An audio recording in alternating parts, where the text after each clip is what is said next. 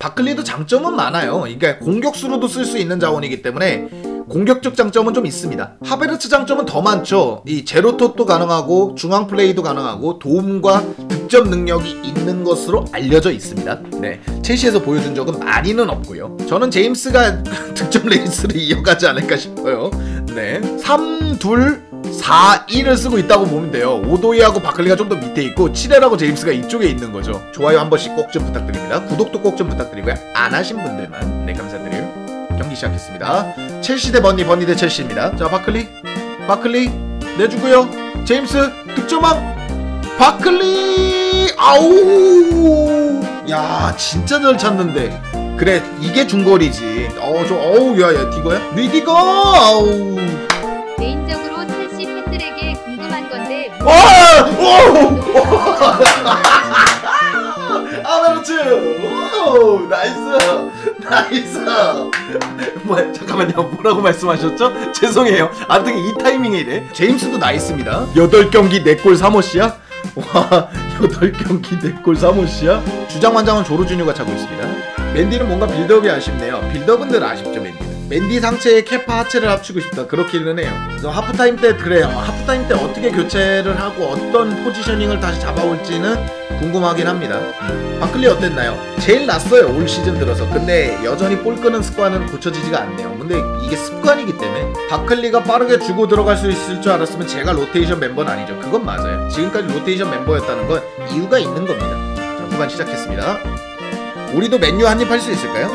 맨유 감독이 누구냐에 따라 다르죠. 솔샤르 감독이면은 여전히 분위기가 안 좋기, 분위기 반등이라는 걸 못하고 있기 때문에 뭐 맨유를 이길 수 있다 이런 추정이 되겠지만, 만약에 감독이 딱 와서 투엘 감독처럼 한 경기 만에 분위기를 바꾼다 그러면 이제 우리도 많이 어려워지겠죠. 이 감독은 만만치 않겠는데? 와, 실바 되게 침착하다 진짜. 저렇게 밀고 들어오는데도 진짜 그냥 아무렇지도 않게.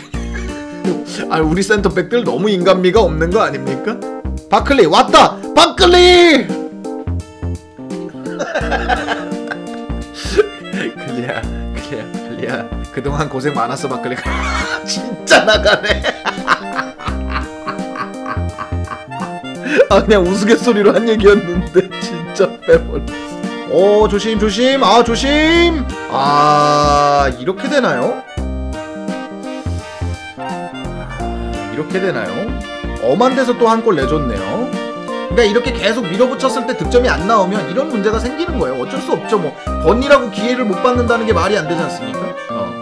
찬스 날려먹을 때 저도 좀 쎄했는데 그래도 이길 수 있습니다. 자, 번니 공격을 하고 있는데 번니는 일단 시간 끄는 목적의 공격을 하고 있습니다. 기분이 썩 좋진 않네요. 이대로 경기 끝난 것 같고 기분이 썩 좋진 않네요. 이렇게 되면 지난 경기 이긴 게 의미가 없어져요. 맨시티는 패배했고 리버풀은 비겼습니다. 이래놓고 이렇게 되면은 도로 원점이거든요. 그러니까 벌릴 수 있을 때, 우승이라는 건 간단합니다. 벌릴 수 있을 때 쫙쫙 벌려놔야 돼요. 이 후반기에 될수록 어떻게 될지 모르기 때문에 벌릴 수 있을 때 쫙쫙 벌려놔야 되거든요.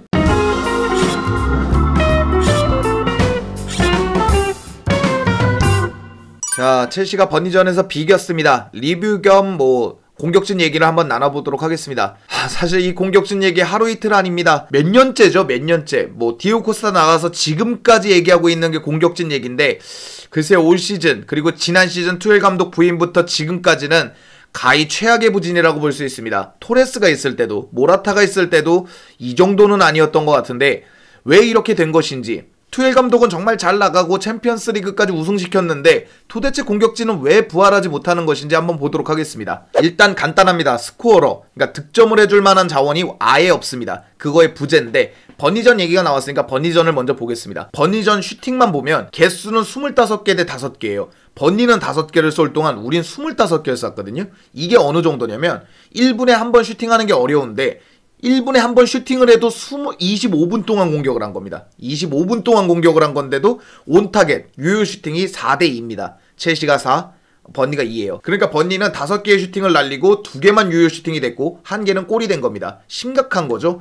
자, 이걸 그냥 보면 첼시는 25개를 쏴서 4개의 유효 슈팅을 만들었는데 그게 한 골입니다. 그러니까 똑같은 1대1이어도 우리는 진 것 같고 번니는 이긴 것 같은 기분이 바로 빈공 때문에 그렇습니다. 자, 이거는 이제 반다이크를 예로 들 수가 있는데 왜 반다이크를 예로 드냐면 리버풀이 지난 시즌 힘들었던 건 수비진이 맞습니다. 마팁도 부상 입고 왔던 뭐 카박이나 이런 자원들도 잘 안 됐으니까 그런 것도 이해를 하지만 반다이크의 부재가 가장 컸거든요. 그건 간단합니다. 반다이크가 수비를 꽉 잡아주니까 리버풀이 지금 잘 나가는 것도 지난 시즌 못 나갔던 것도 반다이크의 부재가 되게 주요했다는 겁니다. 그런데 우리는 지금 루카쿠 베르너가 없다고 해서 이렇게 부진하는 것이냐, 진짜 루카쿠가 부상이고 베르너가 부상이니까 득점력이 안 오르는 것이다, 이렇게 보기가 되게 어렵다는 거예요. 루카쿠 베르너, 그러니까 루카쿠도 7경기 3골, 베르너는 7경기 1골입니다 리그에서. 이런 상황에서 지금 루카쿠 베르너가 없으니까 우리 공격력이 뚝 떨어진 것이라고 보기는 좀 어렵다는 거죠. 루카쿠를 보자면 빌라전에 2골 넣은 것 그거 빼고 나면은 4경기째 침묵하다 부상 입었거든요. 이게 챔스나 리그컵까지 보면 더 심각하겠죠. 이렇다 보니까 스코어러가 되게 부족한 느낌이에요. 그러면은 이런 얘기도 되잖아요. 맨시티를 예로 들자면 맨시티도 득점은 고루고루 한다. 고루고루 득점하는 건 나쁜 게 아니지 않냐, 이렇게 볼 수 있는데 맨시티를 한번 보겠습니다. 베실바와 필포든이 3골로 지금 공동 1등이에요. 페란토레스, 제주스, 귄도안, 마레즈, 데브라이너가 2골씩입니다. 잘 들어보면 공격수밖에 없습니다.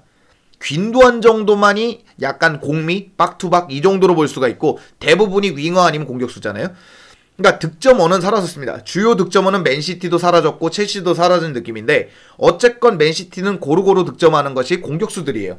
이러다 보니까 칸셀로나 뭐 워커나 뭐 로드리는 자신들이 할 거를 하는데 우리는 치레라고 제임스한테 공격력까지 의존을 해야 되니까 글쎄요, 수비수가 득점하는 걸 기대하는 것은 역설이거든요. 그러니까 몇 경기에서 수비수가 활약해서 득점할 수는 있겠죠. 뭐 방패로 뺀다 이런 얘기는 할 수 있는데 그걸 매번 할 수는 없다는 거예요. 그렇다고 진짜 제임스가 뭐 20골 20도움을 하고 막 치렐이 10골 10도움을 하고 이럴 수는 없는 거잖아요. 그렇기 때문에 스코러 부재가 투엘 체제에선 정말 중요하다. 정말 우리가 부진하는 이유는 루카쿠 베르너 부상도 아니고 스코어러, 득점을 해줄 만한 자원이 부재하고 있다는 게 굉장히 큽니다. 두 번째는 애매한 이선입니다. 그러면 최전방이 이제까지 그렇게 힘들었다, 지루하고 타미하고 지금 루카쿠까지 탐탁지 않으면 이선이 좀 잘해주면 되거든요. 한참 안 좋을 때 토레스가 안 좋고 막 이럴 때도 첼시 이선은 나빴던 적이 제가 팬된 이후로는 거의 없었습니다.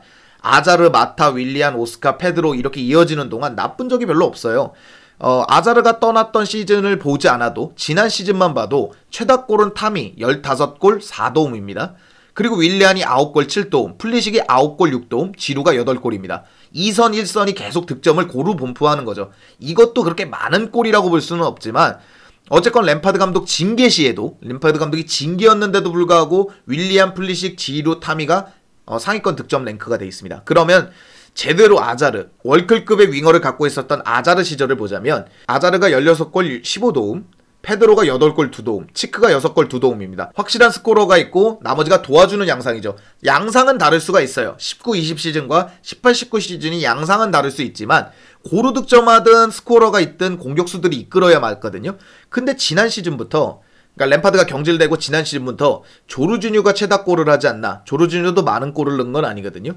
확실한 스코어가 아직까지 투엘부터 지금까지, 그러니까 램파드의 20-21 시즌부터 지금 투엘의 21-22 시즌까지 확실한 스코어가 한 명도 나오지 않고 있습니다. 이선이 됐든 최전방이 됐든.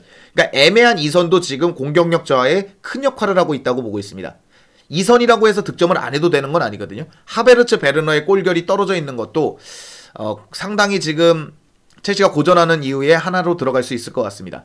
그러니까 19-20 시즌보다 오히려 영입을 했던 그 다음 시즌이 10골이나 떨어집니다. 그러니까 영입했던 자원들이 득점을 제대로 못하고 아자르가 빠지면서 확 득점력이 떨어진 거죠. 자, 그래서 이제 투엘 감독 체제로 들어오면 수비는 더 좋아졌는데 반대로 공격이 완전히 바닥을 치고 있습니다. 올 시즌은 글쎄 이대로 가면 진짜 심각할 정도로 득점이 안 되고 있습니다. 리스 제임스가 지금 4골 3도움이 됐겠죠. 4골 3도움으로 혼자 치고 나가고 있으니까 좀 심각하다고 보고 있습니다. 자, 그 다음 봐야 될 문제는 조합입니다. 일단 여기 라인업들을 하나씩 보죠. 지에으, 루카쿠, 플리식, 마운트, 하베르츠, 베르너, 오도이까지입니다. 뭐 치크 올릴 수도 있고 뭐 바클리를 올릴 수도 있는데 일단 공격적, 그러니까 2선과 최전방을 쓸 수 있는 자원들을 한번 분류해봤습니다. 자, 지에으는 3백을 썼을 때 완전히 보일 기미가 안 보입니다. 그러니까 3백을 썼을 때 뭐 루카쿠가 쓰든 하베르츠가 쓰든 오도이가 쓰든 여러 가지에서 투엘 감독이 이곳저곳에서 써봤거든요. 그러나 유기적인 플레이가 되지는 않고 오히려 템포를 잡아먹으면서 어떤 조합을 들고 나와도 지혜은은 안 맞는 느낌이거든요. 그럼 일단 조합을 짜는 데서 지혜은은 빠져야겠죠. 그럼 루카쿠 중심으로 짠다고 보고 가야 되는데 루카쿠가 나왔을 때 플리식, 마운트, 하베르츠, 베르너, 오도이, 지혜은까지 루카쿠를 너무 고립되게 합니다. 그러니까 중앙에 플레이할 게 루카쿠밖에 없고 다 측면으로 나가버리니까 루카쿠가 너무 고립되거든요. 그나마 3-5-2를 썼을 때 베르너하고 루카쿠가 동시에 측면으로 나가면서 조금 살아난 게 있지만 루카쿠가 고립되게 한다는 게 문제고요. 플리식은 복귀는 됐기 때문에 앞으로 폼이 어떠냐도 되게 중요할 것 같아요. 폼이 좋아지면 플리식, 루카쿠로 이렇게 조합을 짜도 되는 거니까. 근데 일단 부상이 잦고요. 조합을 맞춰보기에는 부상이 너무 잦으니까 이 조합을 맞춰볼 시간이 없고 그나마 마운트 루카쿠가 나왔을 때 그나마 공격이 풀렸기 때문에 마운트 루카쿠까지는 어떻게 조합을 맞춰야 된다고 보고 있습니다. 근데 이제 하베르츠, 베르너, 오도이가 문제인데 베르너, 하베르츠는 침투는 좋습니다. 오픈 더블도 좋고 활동량도 좋고 뭔가 이렇게 해보려는 의지도 좋고 다 좋은데 꿀결이 흠이 있어요.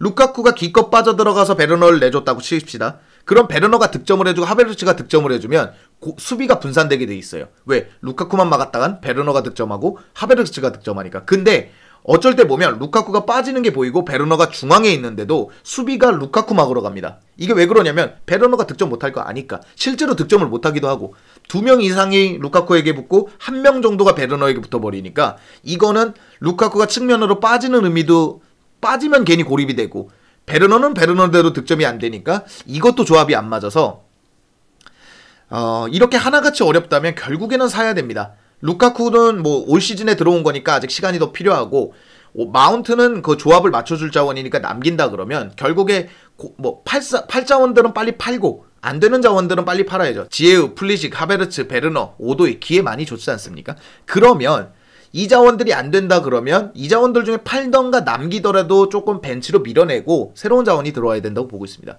정 안 되면 3-5-2로 간다면 공격수를 하나 영입을 하든 아니면 3-4-1-2나 3-4-2-1로 간다면 윙어를 하나 영입을 하는 등 좀 변화를 가져가야 된다고 보고 있습니다. 저는 여기까지 왔다고 봐요. 지금 공격 자원은 정말 많죠. 여기에 바클리도 넣을 수가 있고 치크도 넣을 수가 있는데 많으면 뭐 하겠습니까? 많은데 조합이 안 맞으면 의미가 없거든요.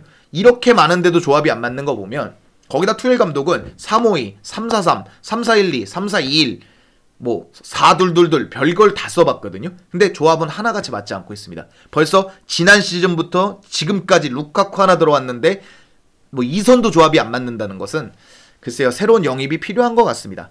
자, 그래서 결국에는 나아갈 방향은 공격입니다. 수비들이 공격을 하면 되지 않아요? 이런 것도 있지만 설명드린 대로 스코어러가 부재한다 그러면 공격수들이 고른 득점을 해야지 수비들이 고른 득점을 하는 건 기대하기가 되게 어려워요. 시즌입니다. 리그 한 시즌을 보는 건데 여기서 우리가 수비의 득점만으로 어떻게 된다? 이거는 좀 문제가 있다고 보거든요. 그렇기 때문에 루카쿠, 베르너가 돌아오는 레스터전부터 복귀한다고 알려져 있으니까 그때부터 본격적으로 봐야겠지만 지금 첼시 공격진은 투엘 감독이 부임하고 지금까지 본다면 아마 제가 090 시즌부터 축구를 봤다지만 그 전에도 공격력은 좋았거든요. 첼시가 아마 로만 인수 이후로 최악의 부진을 하고 있지 않나 공격진은 그렇게 보고 있습니다. 지금 첼시의 득점을 보더라도 15명이 고루고루 득점을 하고 있어요. 그럼 이러면 된 것 같은데 오늘 같은 경기가 나오기 시작하고 이게 시즌 끝까지 간다라는 보장이 없습니다. 이걸 뭐 루카쿠가 10골 넣고 한 베르너가 5골 넣고 루카쿠 생각보단 별로였네? 매경기 매경기 3골 4골 넣어줄 것 같으니 뭐 한 경기에 한 골 정도 넣네 이런 거라면 요거 리버풀하고도 해볼 만하고 맨시티랑도 해볼 만하겠다. 왜냐면 맨시티보다 우리가 6골이나 더 많습니다. 근데 이제 약팀을 상대했다라는 것도 있고 노리치전 때 7골이나 넣었다라는 것도 솔직히 있고 요런 걸 계산해 본다면 첼시가 앞으로 공격력을 개선하지 않으면 리그 우승을 탐내기가 많이 어려울 수 있다. 많이 어려울 수 있다. 전 그렇게 보고 있습니다. 뭐 번니전 리뷰라고 할 건 없습니다. 첼시가 가다 놓고 팼고 이렇게 많은 슈팅이 나왔다는 것만 봐도 알 수 있지 않습니까? 그러나 첼시는 최악의 공격력 부진으로 인해서 한 골 이상을 내지 못하고 또다시 무승부를 하면서 리버풀의 추격, 맨시티의 추격을 허용했다는 얘기를 드리면서 오늘 영상을 마무리하도록 하겠습니다. 오늘 영상은 여기까지고요. 즐겁거나 유익하셨거나 도움이 되셨다면 당신의 구독을 기다리겠습니다. 감사합니다.